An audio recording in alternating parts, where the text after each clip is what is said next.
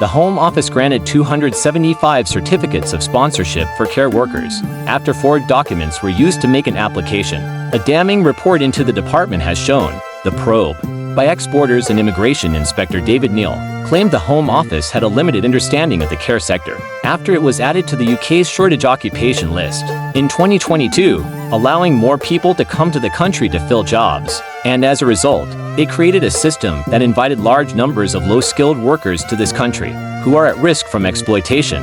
The report was released on Tuesday afternoon as MPs wrapped up business in Parliament for the Easter recess, alongside another into border force operations at London City Airport. In that investigation, Mr Neal highlighted failings at a local, regional, and national level over the arrival of private jets, with high-risk flights not being met by border force staff. The figures on how many high-risk flights were met by officials were redacted, but Mr Neal said the number was shocking and needed to be addressed as a matter of urgency. Mr Neal was fired by the Home Office last month after he leaked details of the airport report to a newspaper, with the department saying he had lost the confidence of Home Secretary James Cleverly. But the ex-inspector had repeatedly complained the Home Office was too slow to publish his critical reports, totally inadequate. In Mr Neal's report into social care and immigration, he criticized the department's underestimation of demand for the care worker visa. While the Home Office had predicted between 6,000 and 40,000 would come through this route each year,